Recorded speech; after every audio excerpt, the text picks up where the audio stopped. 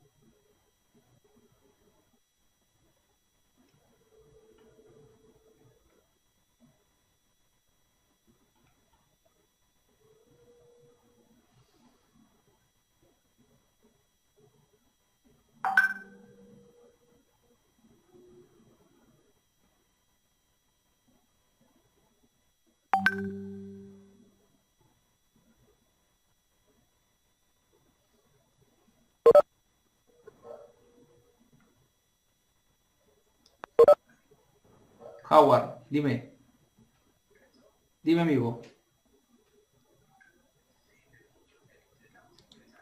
Bien, bien. Fíjate bien en las opciones que dice activar micrófono y activar cámara. El primer mensaje es la plataforma de videoconferencia oficial de la Iglesia Adventista en Sudamérica. Y vamos a utilizar en la siguiente y en la última videoconferencia. Esperemos que ustedes puedan descargar todos los plugins para poder utilizar la plataforma Webex en su totalidad, ¿sí? Para no tener contratiempos. Otro detalle, con relación a los tiempos de esta videoconferencia, vamos a iniciar con aproximadamente 45 minutos de charla con el doctor Ruy Albornoz y tendremos un espacio de 30 minutos aproximadamente para preguntas, para consultas y abiertamente responderemos. Y finalmente, los últimos 5 minutos será para poder recordar actividades pendientes y actividades futuras del curso. ¿Está bien? Entonces, para empezar, vamos a hacer una oración. Ahí donde estamos, vamos a cerrar nuestros ojos. Oremos. Querido Padre que estás en los cielos, Señor, te damos gracias por la bendición que tú nos das. Padre querido, Señor, de todo corazón te pedimos que nos puedas acompañar en una capacitación virtual más que tú permites, Señor, en beneficio de toda la red educativa adventista. Te lo pedimos en el nombre de Jesús. Amén. Bien, esta noche está con nosotros el doctor Royal Albornoz. Él es director de la Escuela de Medicina en la Universidad Peruana Unión. No lo estamos viendo ahora, pero ya lo verán en los videos que están ya publicados en la plataforma Patmos. Doctor Roger, buenas noches. Buenas noches, Renzo. Acá contento de poder participar en este programa educativo y a las órdenes. Gracias, doctor Roger. Entonces, sin más preámbulo, doctor Roger, vamos con su tema. Bien, muy buenas tardes o buenas noches, tal vez allá en Brasil para los que están en esa parte. Vamos a desarrollar algunos conceptos fundamentales relacionados a la actividad física y al ejercicio, enfocados fundamentalmente desde la perspectiva de la fisiología. En principio,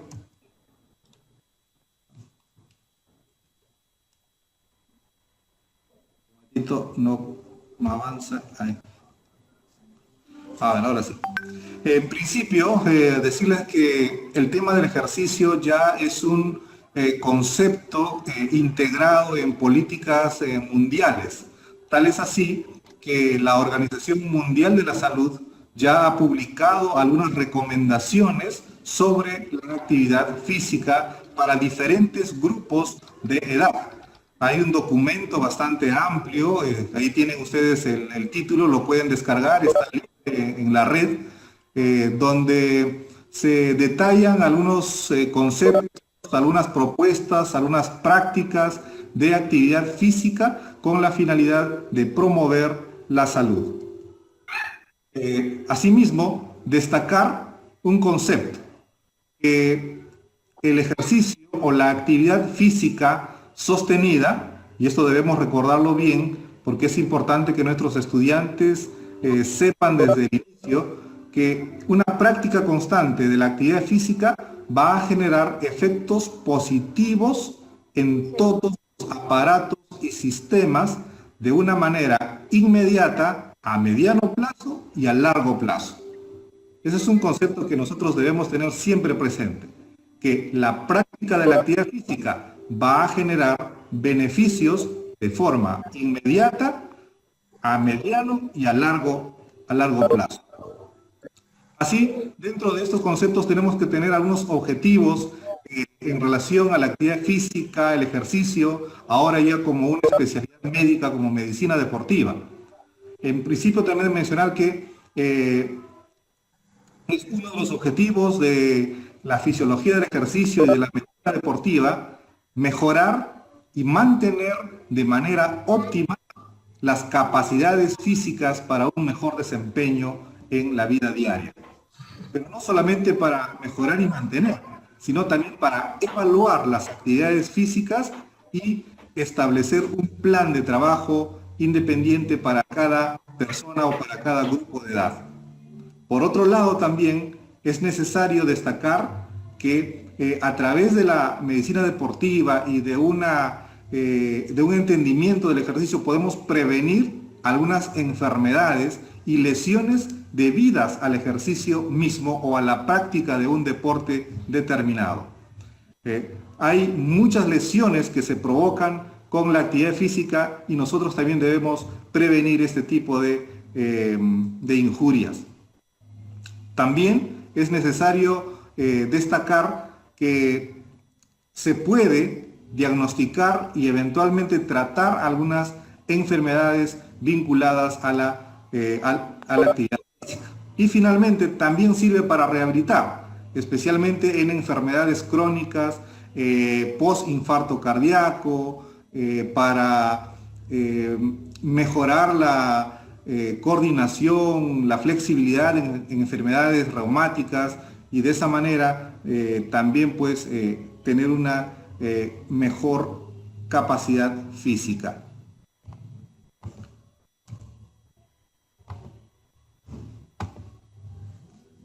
Es importante destacar que debemos conocer algunos aspectos antes de la práctica del ejercicio, durante el ejercicio y después del ejercicio.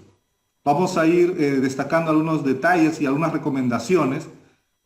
Por ejemplo, es necesario que nosotros recomendemos a nuestros estudiantes o a las personas en quienes tengamos influencia que seleccione una actividad que les guste realizar. Como la actividad física es una actividad sostenida en el tiempo, es mejor hacer algo que a nosotros nos agrade hacer. De lo contrario, pues no estaremos muy motivados a realizarlo. Asimismo, también se recomienda buscar algún familiar o algún amigo, porque los seres humanos somos seres gregarios, nos gusta estar en comunidad. Y habitualmente cuando realizamos actividad física en forma solitaria, si es que no tenemos una buena disciplina, lo más probable es que vamos a desanimarnos o disminuir la práctica de la actividad física. También debemos recomendar algunos objetivos y metas definidas, que se pueda bajar de peso, disminuir la grasa corporal, mejorar la frecuencia cardíaca. Vale decir que siempre hay que estar colocándonos algunas metas alcanzables, ¿no? También hay que disponer de un equipo adecuado, sea de indumentaria o algunos materiales necesarios para la práctica de la actividad física. Asimismo, siempre es bueno ponernos algunos límites o recomendar algunos límites. Como bien sabemos, pues no es recomendable realizar la actividad física de toda la semana en un solo día o en un par de días. Es bueno tener en cuenta estas recomendaciones.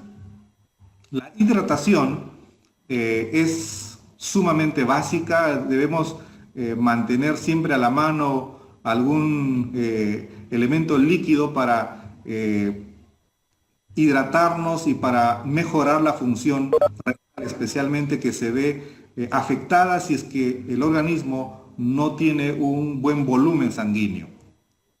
Asimismo, debe haber algún equilibrio entre los diferentes tipos de ejercicios. Hay que promover o hay que combinar ejercicios aeróbicos, ejercicios de fuerza, ejercicios de flexibilidad, ejercicios de coordinación. Y también siempre es bueno alguna evaluación médica, más aún si existen algunos factores de riesgo. Si es que hay palpitaciones, si es que hay asma bronquial, o si hay alguna historia médica de lesiones de columna vertebral, una evaluación médica nos podrá descartar algunas enfermedades que pueden agravarse con la práctica de la actividad física.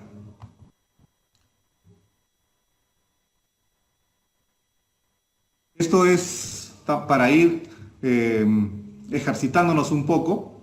Entre todos sabemos que estamos entre profesores de educación física. ¿Cuál de los siguientes ejercicios no es de tipo aeróbico? Tenemos una maratón de 42K, levantamiento de pesas, natación, steps. Lamentablemente ahorita no podemos interactuar, pero si podemos interactuar mediante el chat, profesor. ¿Sí podemos? Sí. A ver, ¿alguien nos colabora dando una respuesta?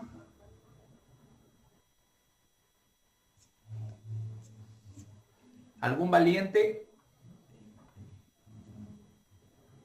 Celina, levantamiento de pesas, por supuesto, ¿no? Esto básicamente es algo bastante sencillo y lo hacemos porque es importante reconocer alguna definición de términos dentro de esta diferente gama de conceptos que podemos manejar en el conocimiento de la fisiología del ejercicio.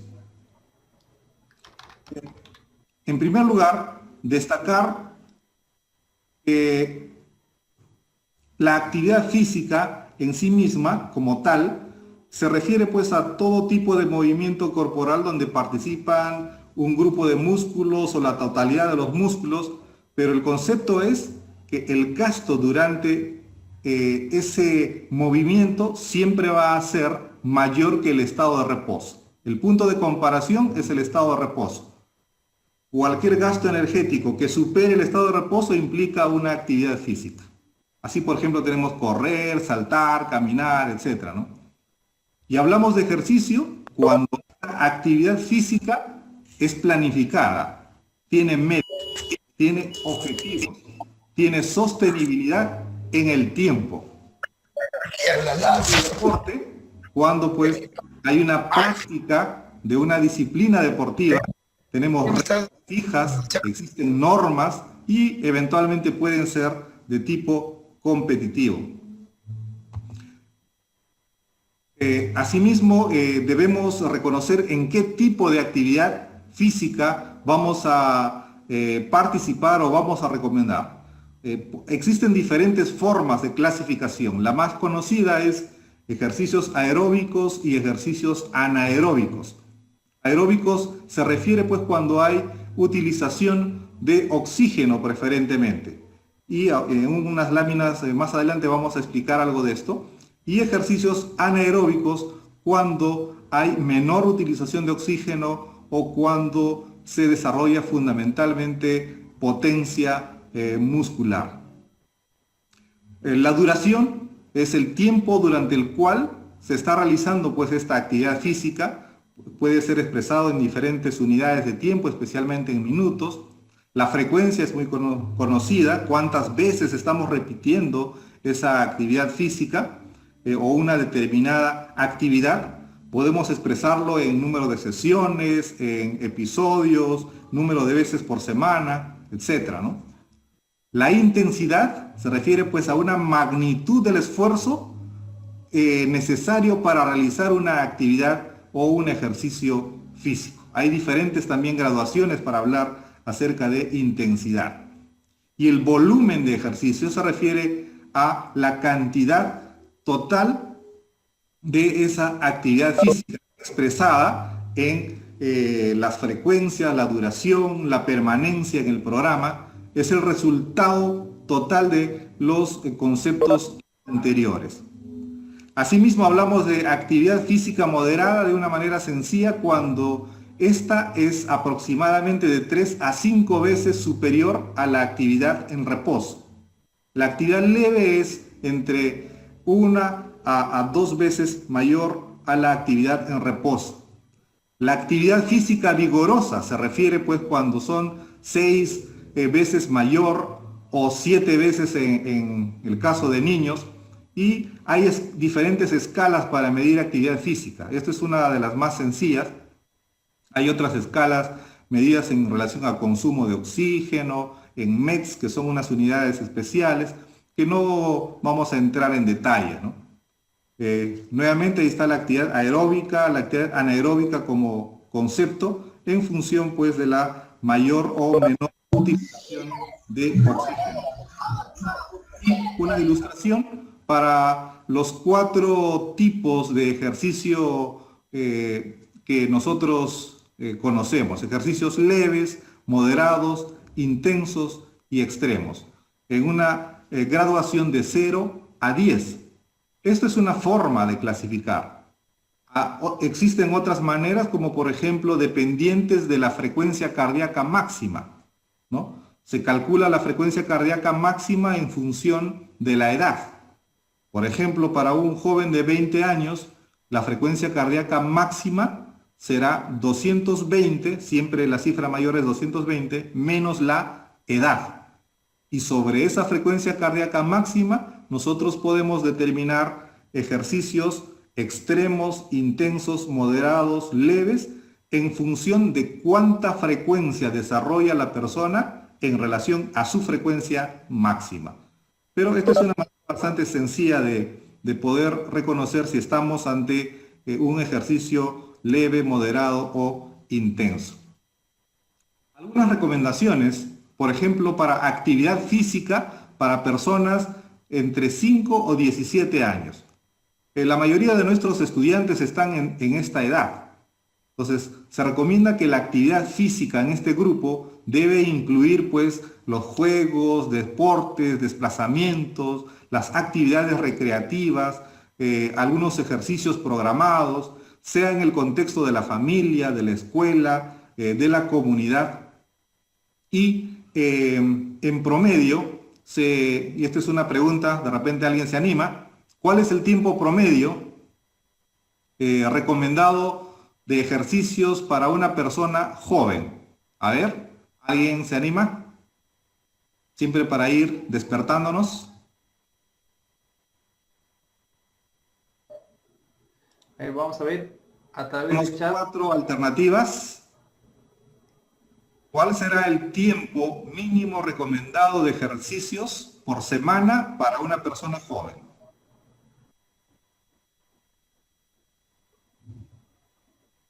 Entonces vamos animándonos. Son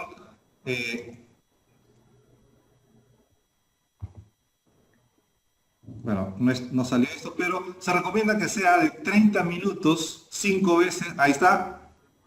No es explícito. No es. Bueno, 30 minutos, 5 veces a la semana. La Organización Mundial de la Salud, y acá tenemos la recomendación de este documento, menciona que para personas jóvenes debe ser 150 minutos a la semana. Para personas de 5 a 17 años que estamos hablando, se dice un mínimo de 60 minutos diarios de actividad física, moderada o eventualmente vigorosa. Siempre también es bueno recordar que una actividad física por un tiempo aproximado de 60 minutos o mayor de estas, definitivamente se acompañará de beneficios en la función cardiovascular. Así que ahí tenemos un concepto para recordar.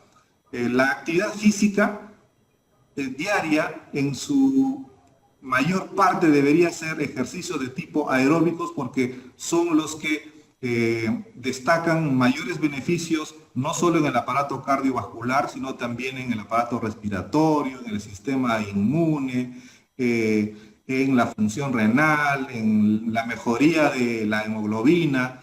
Entonces, los ejercicios aeróbicos se acompañan de mayores beneficios corporales, ¿no?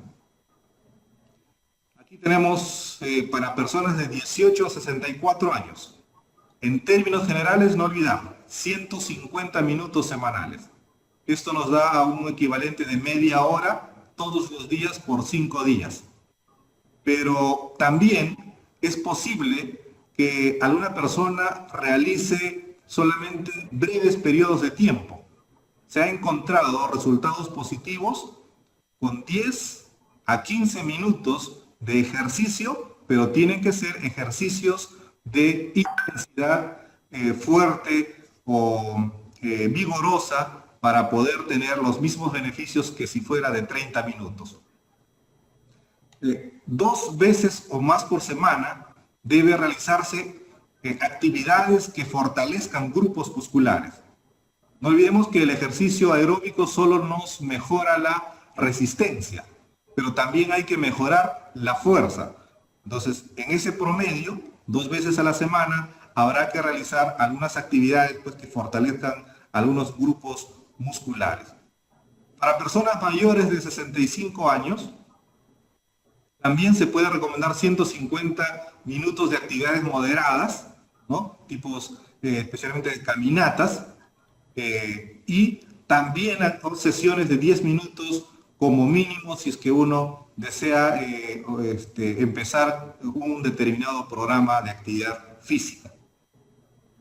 Los adultos, ¿ya?, de este grupo de edades que tienen una movilidad reducida deberían realizar actividades físicas para mejorar en primer lugar su equilibrio y de esta manera impedir las caídas. En promedio se recomienda 3 días a la semana o tal vez un poco más. Esto nos lleva a una conclusión en las personas mayores, que en principio es mejor prepararlos para evitar tener enfermedades o lesiones debidas a ejercicios, ¿no? Entonces, importante este. Aquí, una pregunta para ir motivando al grupo.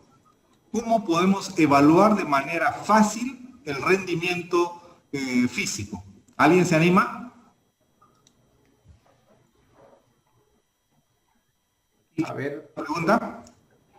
¿Quién es el primero en responder?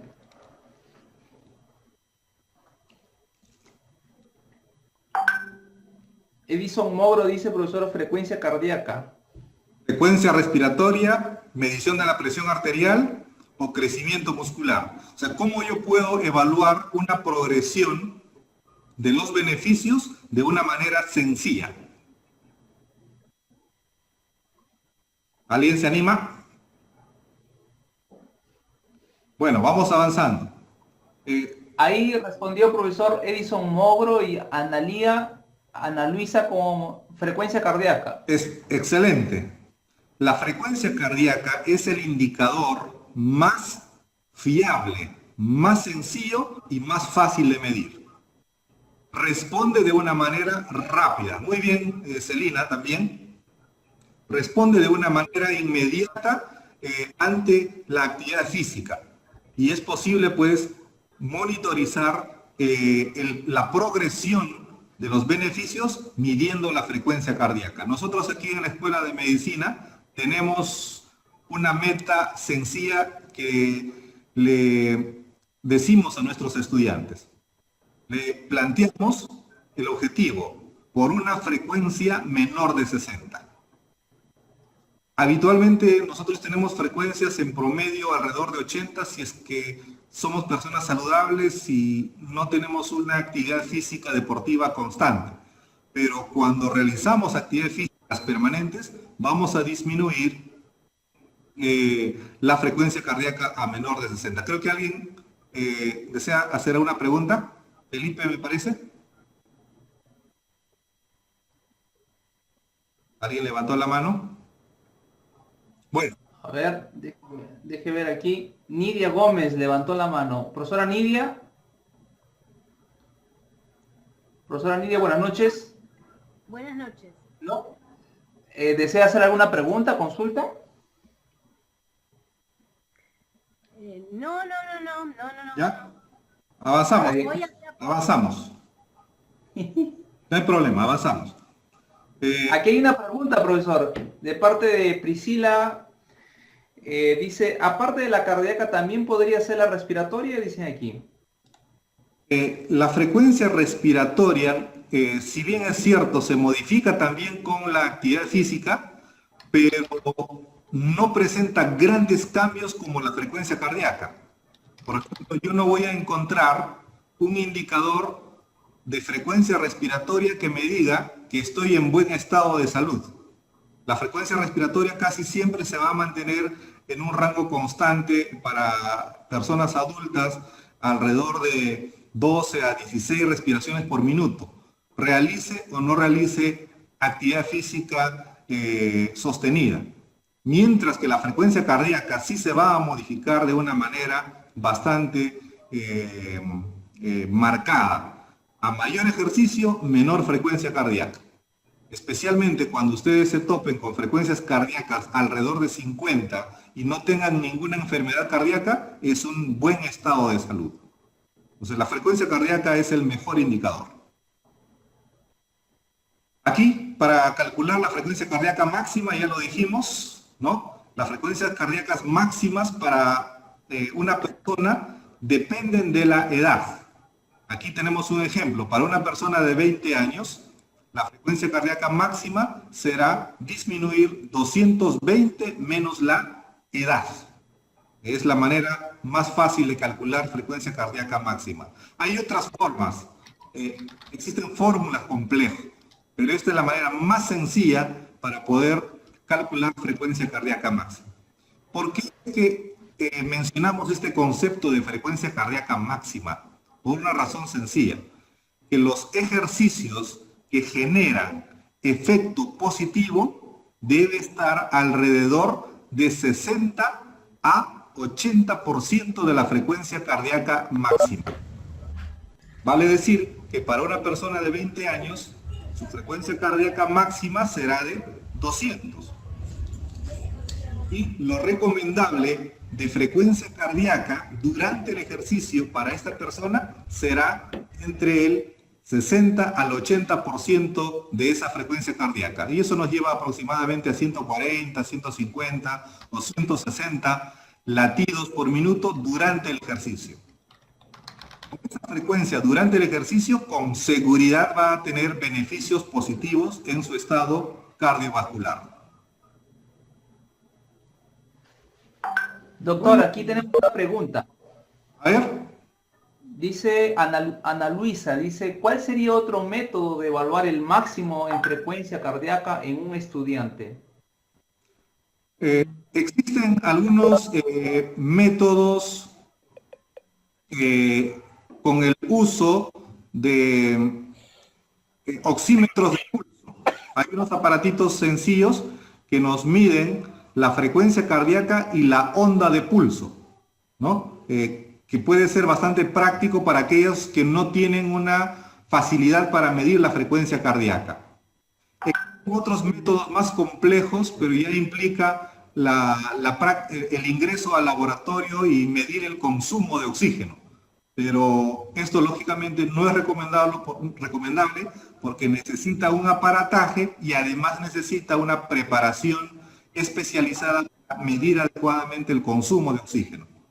De manera que, de una manera sencilla, podría ser o medir a través del pulso, es cuestión de practicar un poco esto, y si no, usar un oxímetro de pulso que ahora están en el mercado y se encuentran de manera bastante fácil. Asimismo, existen aplicaciones para medir frecuencia cardíaca que están libres en diferentes sistemas operativos. Así que ahora ya existe mucha facilidad tecnológica para poder medir la frecuencia cardíaca.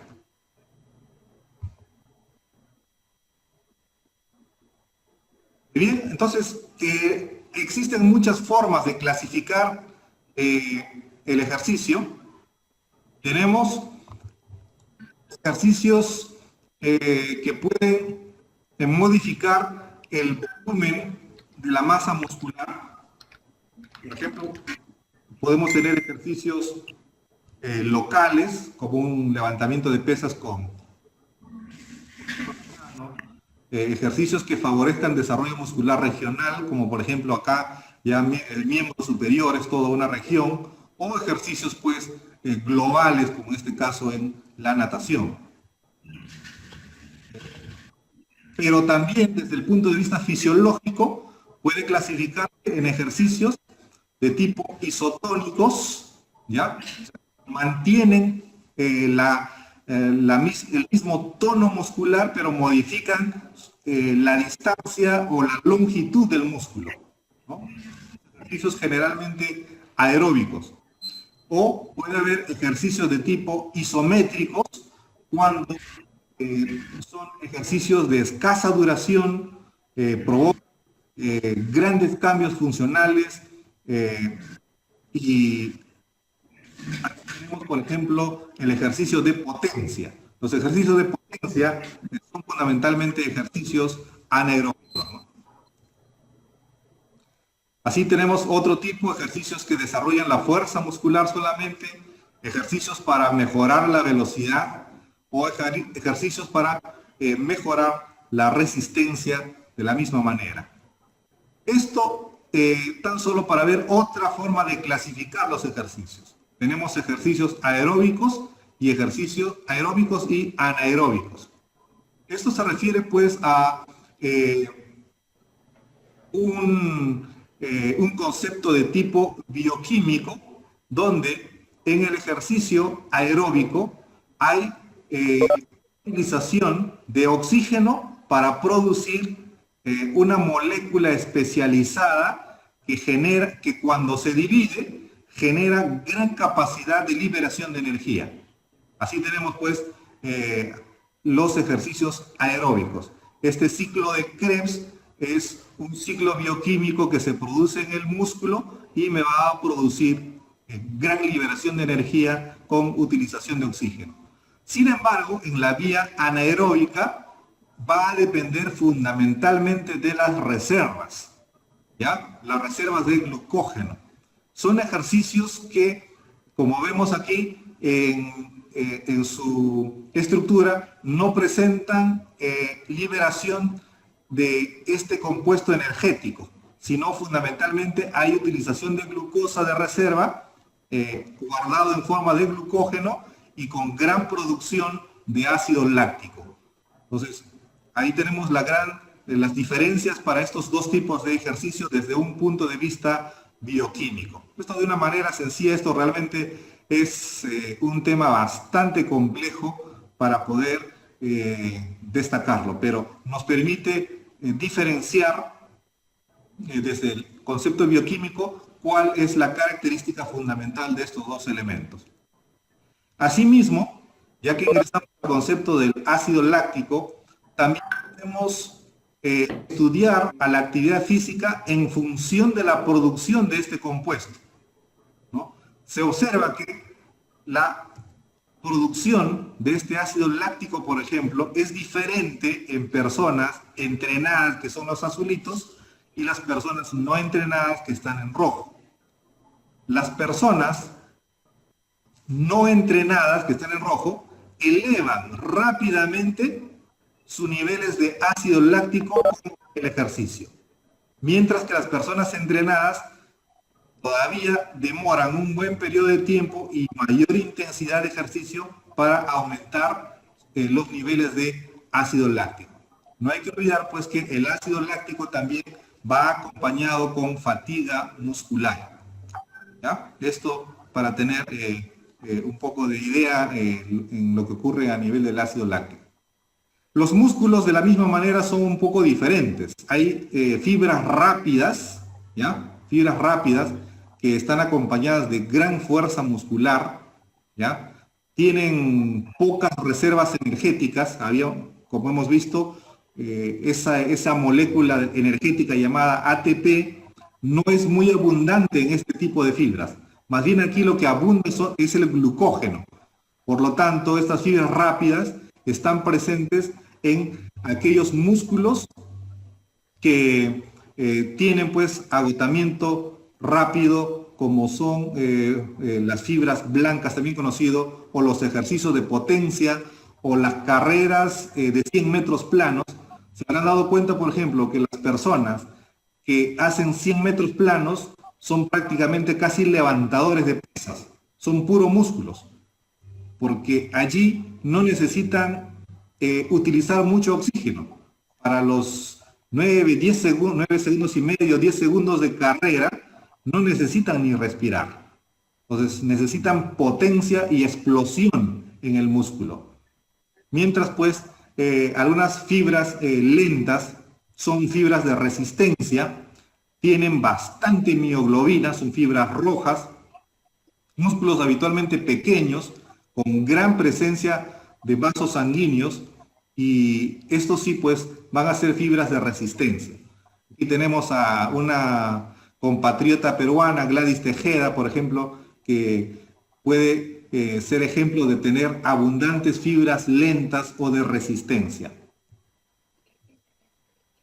Asimismo, es bueno destacar también que durante el ejercicio, el gasto cardíaco, es decir, el volumen de sangre, se hace mucho más efectiva. Durante el ejercicio aumenta el gasto cardíaco, pero eso a su vez prepara el corazón para que durante momentos que no existe actividad física, el corazón tiene un volumen mucho más efectivo. Con pocas contracciones puede permitir aportar sangre a todo el organismo. Y esto ya estamos entrando en los beneficios del ejercicio, y en relación a los efectos positivos en el torrente sanguíneo, no existe pues mejor estímulo para la sangre para mejorar la hemoglobina que el ejercicio. El ejercicio incrementa la producción de una hormona llamada eritropoyetina, que a su vez aumenta la producción de glóbulos rojos. Asimismo, aumenta también la producción de algunas hormonas tipo testosterona en los varones, que aumentan mucho más la hemoglobina.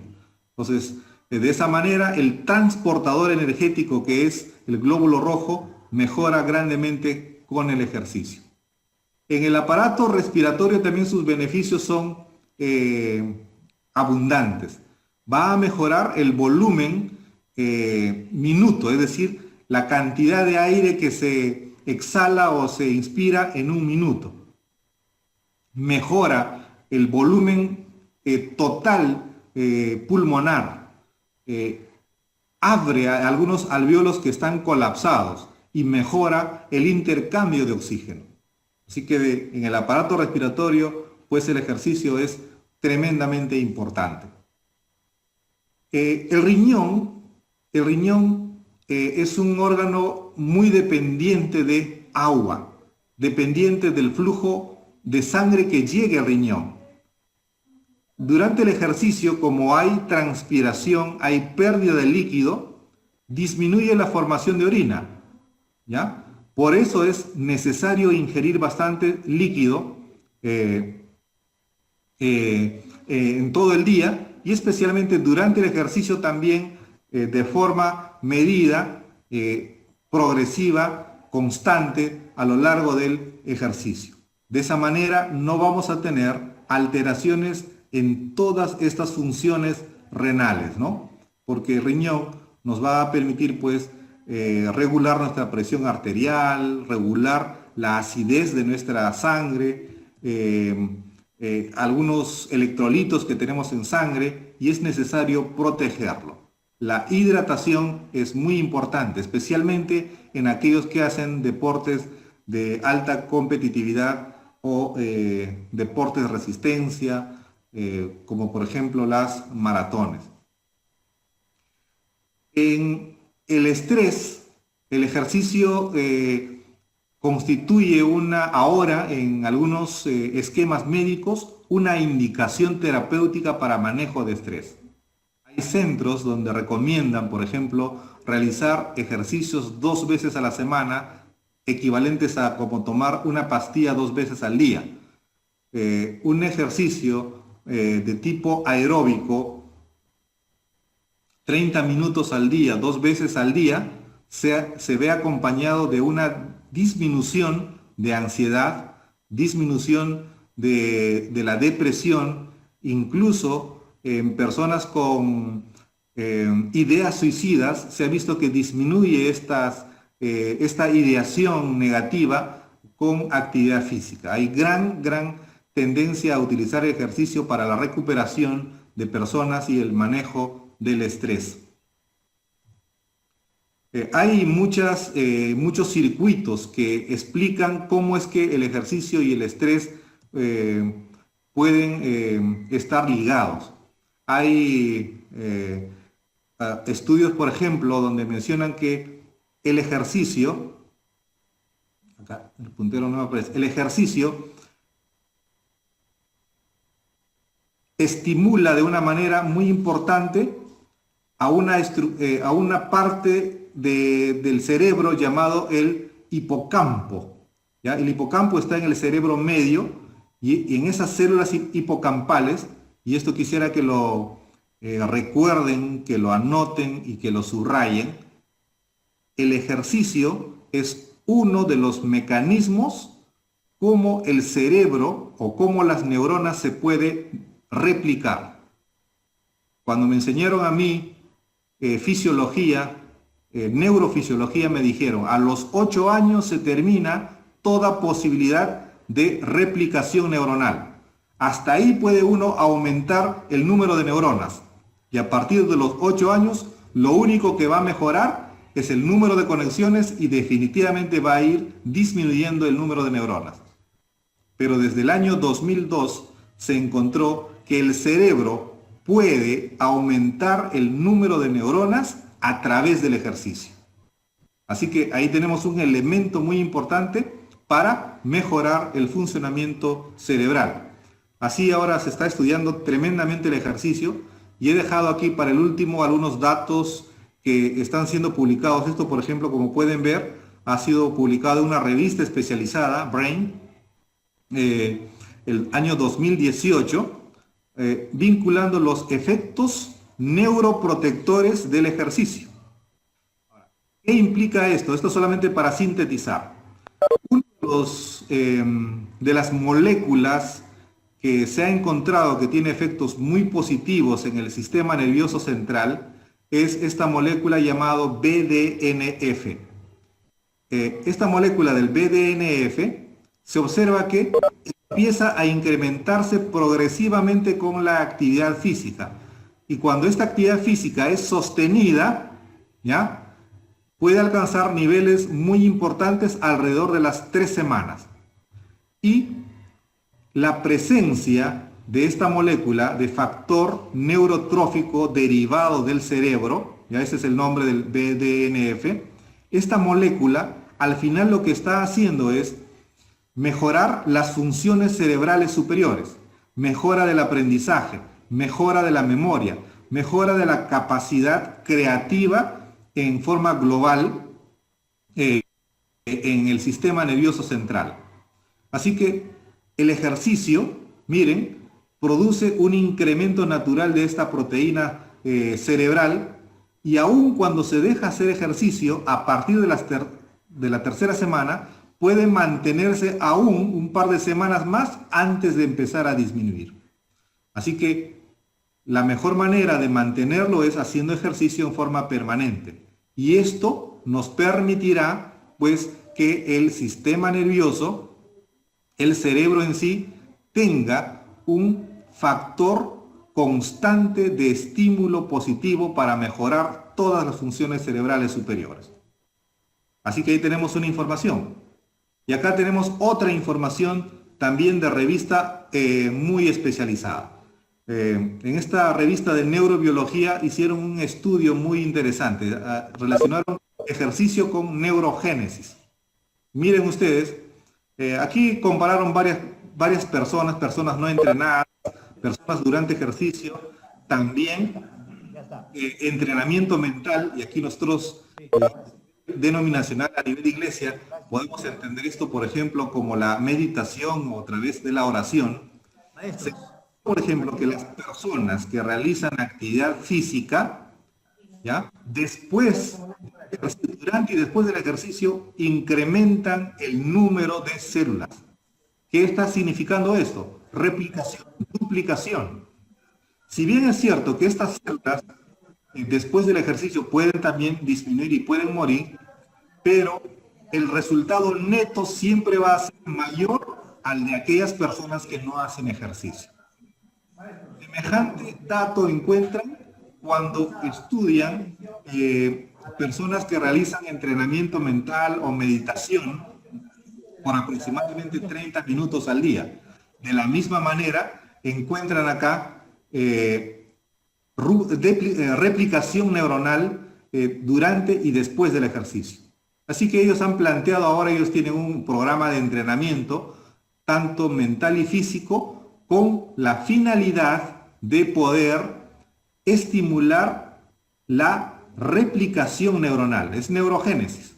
Esto es algo realmente reciente, entonces no tiene más de 5 o 7 años de conocimiento, así con evidencia. Siempre se ha sospechado, pero ahora se está demostrando a través de estudios cómo la actividad física definitivamente tiene un efecto positivo en el sistema nervioso central.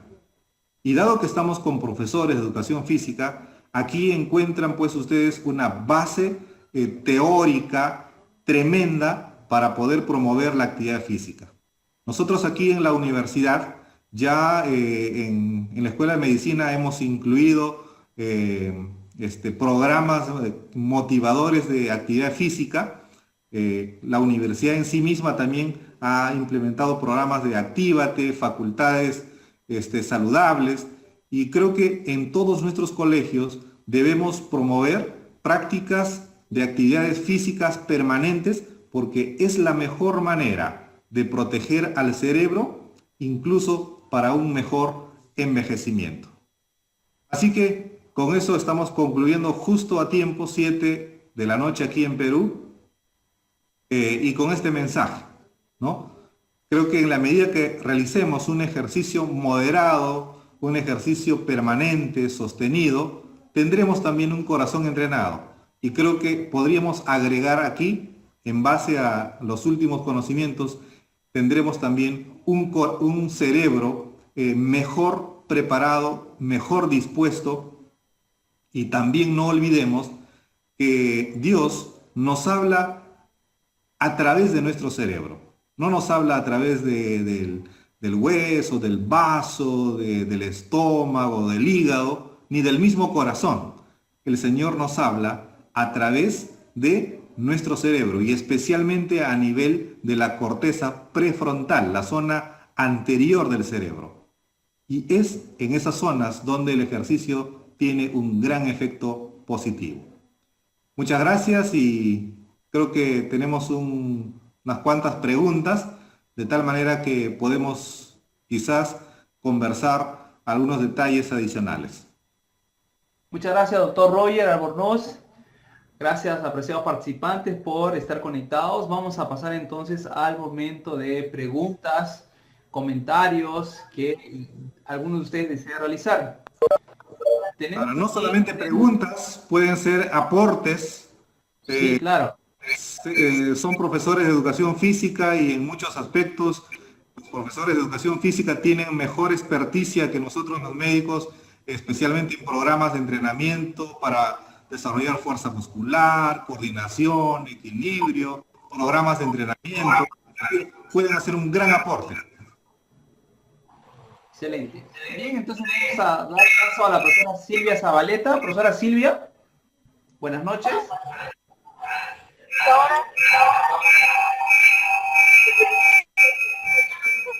Profesora Silvia, buenas noches.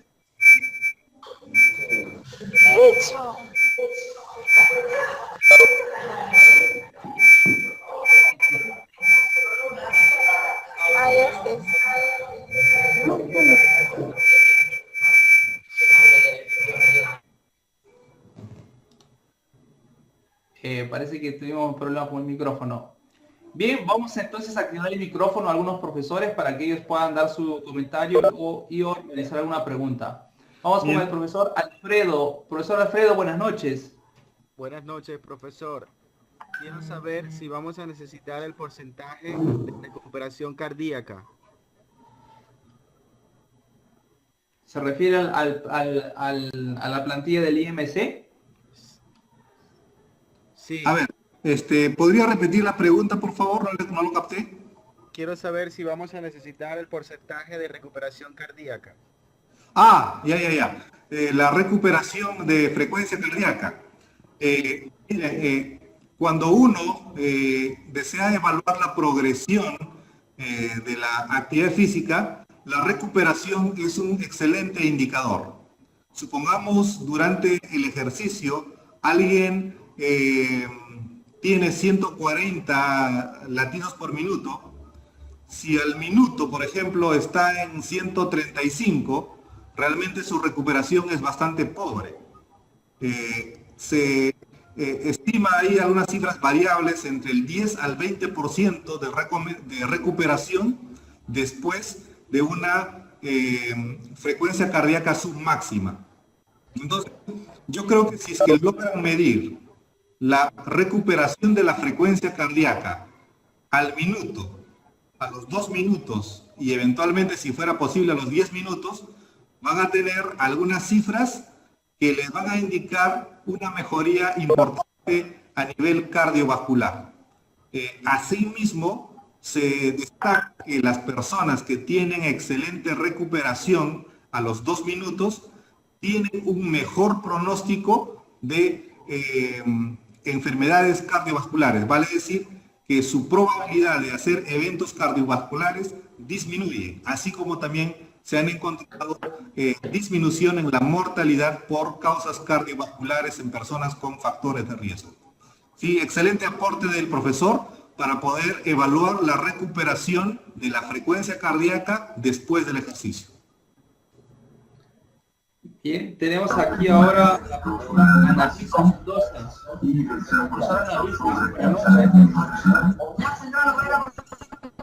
Profesora Analisa, buenas noches. ¿Se escucha? Sí, profesor, le escuchamos.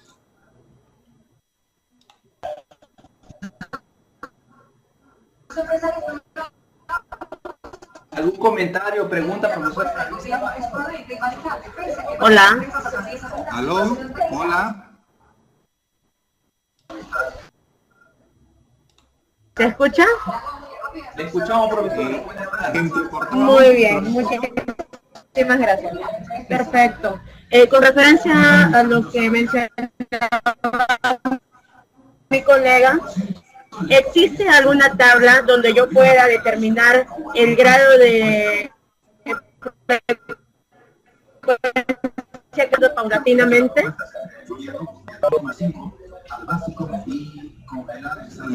No lo escuché, tabla, escuché hasta la tabla de, ¿se refiere a tablas para recuperación de frecuencia? Sí. Sí, tabla de parámetros. Existen para menores, o sea, colegiales, no para personas mayores. Sinceramente no he encontrado las tablas para personas en edad escolar, pero sería de repente un objetivo para poder buscar algunos patrones de recuperación, porque definitivamente deben existir algunos indicadores fisiológicos ya generales, y me comprometo tal vez a tener información de ese tipo y ver la posibilidad de compartirlas. Excelente, profesor. Bueno, vamos a pasar ahora al profesor Arnold Chuquista. Profesor Arnold, buenas noches. ¿Aló? Profesor Arnold. Buenas noches. ¿Cómo está, profesor? ¿De dónde se conecta? Así es.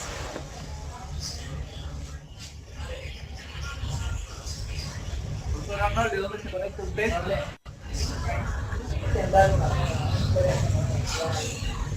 Ya, hermanita. Dígame, hermanita. Bueno, está. Disculpen, ahí está la llamada. Profesora Celina Calvermater, buenas noches.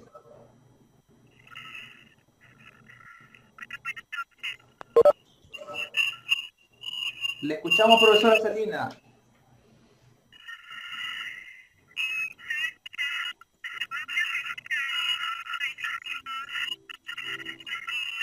No escuchamos por aquí.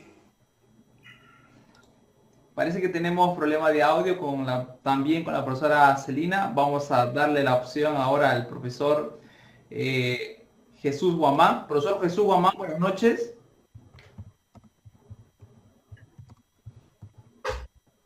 Profesor Jesús Guamán. Buenas noches. Profesor Jesús, ¿algún comentario, alguna pregunta? ¿Y de qué país se está conectando? Sí, estamos acá en Perú, de Lima, Perú. Gracias más bien por las capacitaciones que nos están dando y por hacernos recordar algunas cosas que de repente hemos olvidado cuando hemos estado en la universidad. Definitivamente el trabajar con niños, con adolescentes, no es tan riesgoso, pero sí toma y demanda mucho cuidado. El tema sería, o la pregunta sería, ¿qué hacer cuando hay algunos alumnos que tienen problemas cardíacos, que tengan problemas respiratorios? ¿Cómo trabajar la fuerza máxima? Obviamente primero que tienen que trabajar la parte aeróbica, ¿no? Pero ¿cómo hacemos con ellos para también trabajar la parte máxima, ¿no? Hay veces a ellos separarlos del grupo es un poco, para ellos es un poquito como que se resienten, ¿no? O que no, yo también quiero participar, pero hay que, pero la explicación del tema, ¿cómo podríamos con ellos trabajar? Muy bien. Cierto lo que dice el profesor. Uno a veces no tiene ningún problema de trabajar con niños en forma general, pero eventualmente hay algunos que tienen alguna enfermedad. Mayormente en los niños son enfermedades congénitas, comunicaciones interauriculares, interventriculares, que pueden manifestarse con disnea o sensación de falta de aire, agotamiento fácil, a veces sudoración, y cuando nosotros detectamos estas características en los estudiantes o en algunos niños, lo primero es recomendarle a realizar una evaluación médica. Hay que hacerle un estudio no invasivo, estudio ecocardiográfico para determinar, ¿ya? La ecocardiografía es bastante sencilla para un cardiólogo y no genera ningún tipo de dolor, así que a través de eso se puede llegar al diagnóstico definitivo y en función de eso plantear en primer lugar el tratamiento si fuera posible. Por ejemplo, si es una lesión que puede ser corregida, se recomendará pues el manejo de esa lesión. Ahora, si todavía no es posible su tratamiento, entonces es necesario que el mismo profesional médico realice algunas recomendaciones en cuanto a la actividad física de una manera diferenciada para el estudiante. No puede realizar la misma carga de ejercicio que un estudiante o un niño que no tiene ninguna patología. Entonces, el primer paso es hacer un diagnóstico definitivo. El segundo paso es pedir la opinión del cardiólogo para la práctica de la actividad física. Incluso hay sesiones de rehabilitación cardíaca en algunos establecimientos que ya tienen establecido de una manera muy detallada para este tipo de jóvenes. Bien. Tenemos ahora a la profesora Cecia. Profesora Cecia, buenas noches. Profesora Cecia. Profesor Euris Hernández. Aquí tenemos una pregunta mediante el chat, doctor Roger. Dice aquí la profesora Greimari Arraez. ¿Qué ejercicios o test me recomienda realizar para estudiantes de secundaria donde puede evidenciar de una mejor forma el proceso y evolución de la frecuencia cardíaca? Bien, como estamos manifestando, en alumnos de educación secundaria, ya habitualmente encontramos jovencitos entre 14 a 16 años, o si son de primero o segundo año, 13 o eventualmente 12 años, vamos a tener un poco de variabilidad, mientras que los jóvenes de 12 años a 11 años van a tener como base una frecuencia cardíaca un poco incrementada. Los jovencitos de 15 a 16 años van a tener ya una frecuencia cardíaca semejante a la del adulto. Así que en ese sentido, los test no son muy uniformes en todo el grupo de edad. Hay diferentes tipos de escalas, de test que se pueden usar, pero sigo recomendando que para fines de la practicidad, para fines de aplicación masiva, global, que no necesita equipamiento, no necesita la presencia de muchos recursos, ni tampoco de muchas personas, es la medición de la frecuencia cardíaca basal, frecuencia cardíaca ejercicio al 60 o al 80% y la recuperación al minuto, 2 minutos y a los 10 minutos. Con esos patrones evolucionados en el tiempo, nosotros podemos ir evaluando la progresión y las ventajas del ejercicio. Bien. Tenemos ahora levantando aquí la manita el profesor Juan. Profesor Juan, buenas noches. Profesor Juan, buenas noches.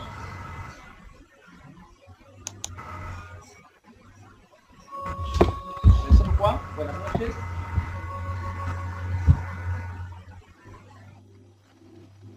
Bien, vamos a dar la oportunidad entonces a la profesora Nidia Gómez. Profesora Nidia, buenas noches. Buenas noches. Profesora, ¿desde dónde se conectan? Trelew, Chubut, Argentina, al sur de Argentina. Al sur de Argentina. Profesora, ¿alguna pregunta, un comentario? Sí, a mí me quedó el tema del ácido láctico, porque el ácido láctico supuestamente es favorable, pero ¿qué pasa o en qué momento puede ser desfavorable el ácido láctico en el organismo?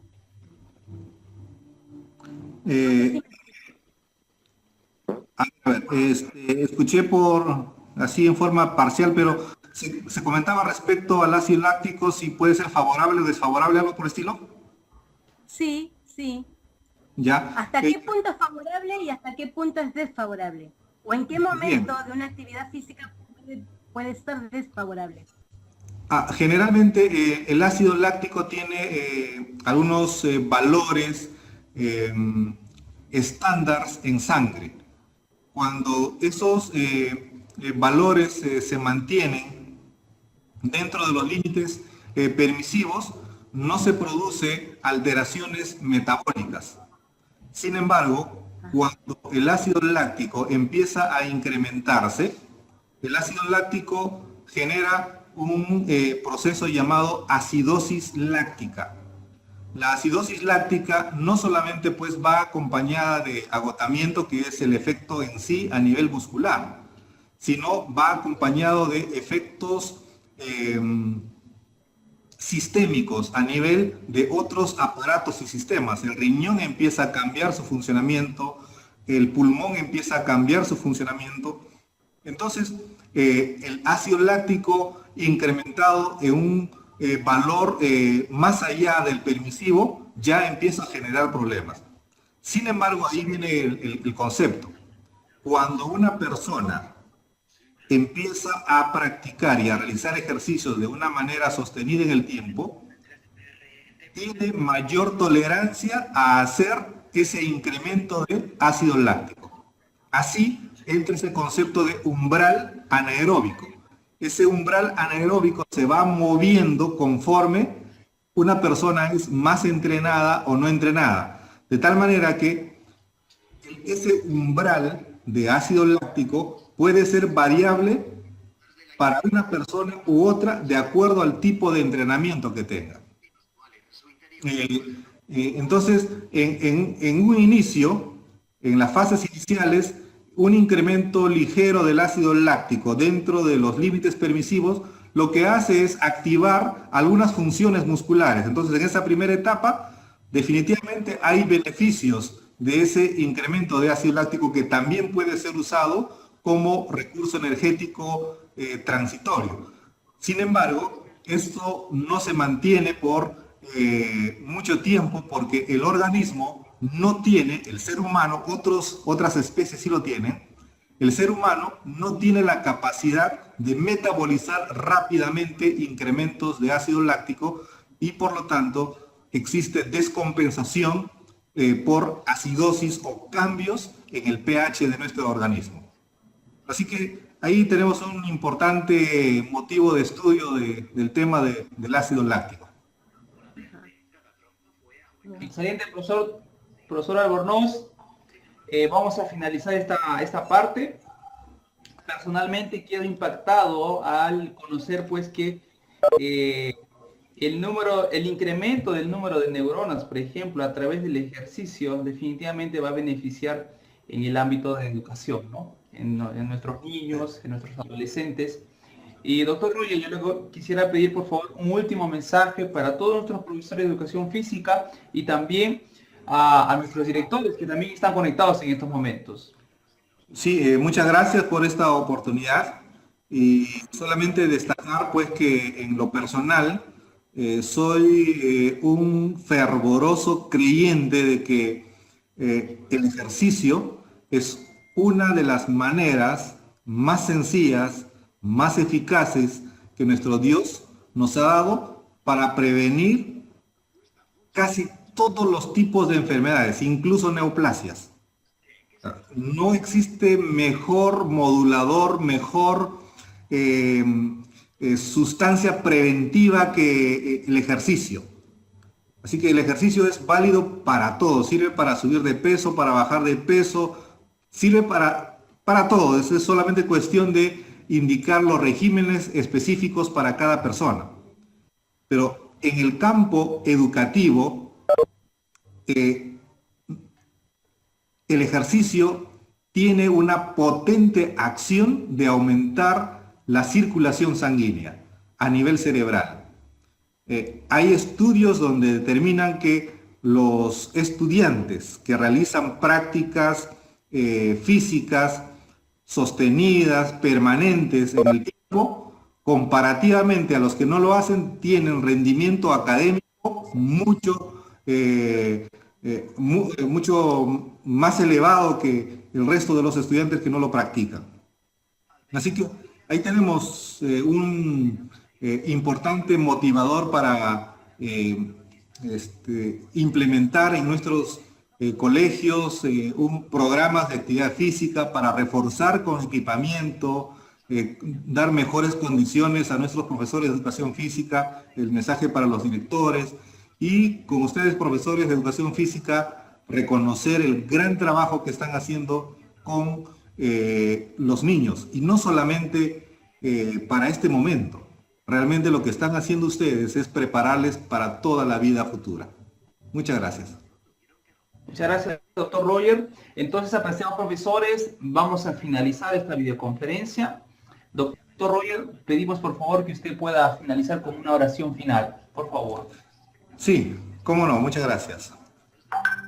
Que estás en los cielos, Señor, gracias porque nos diste formas muy sencillas, pero poderosas para mantener una mejor aptitud física y por lo tanto una mejor disposición para conocer.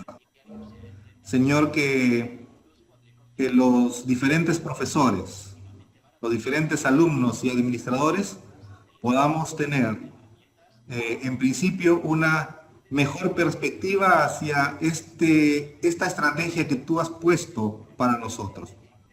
Señor, que a través de tu Espíritu Santo podamos implementar primero en nosotros mismos y también promover en los demás esta importante actividad. En el nombre de Jesús, amén.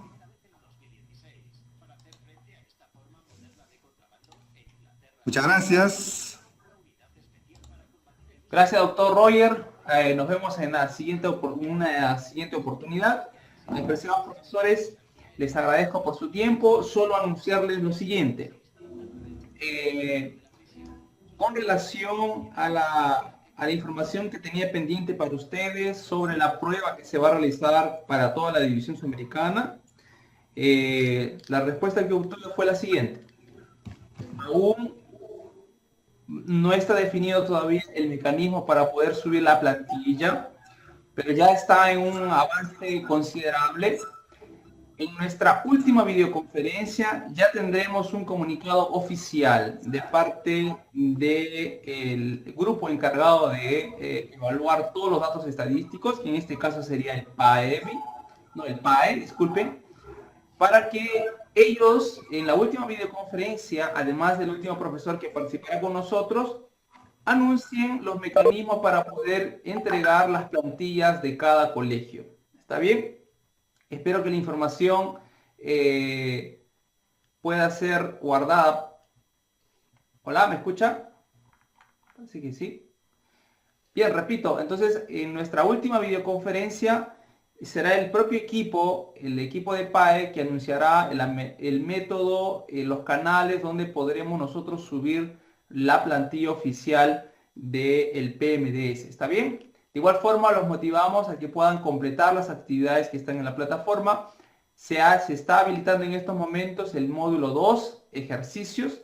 Revisen los materiales. El doctor Roger Albornoz preparó unos materiales muy interesantes, muy resumidos, que ustedes pueden utilizar para motivar a sus colegas, también a los estudiantes y, ¿por qué no?, a los padres de familia de su institución. Que Dios los bendiga. Nos vemos entonces el próximo lunes en el mismo horario. Chao, chao.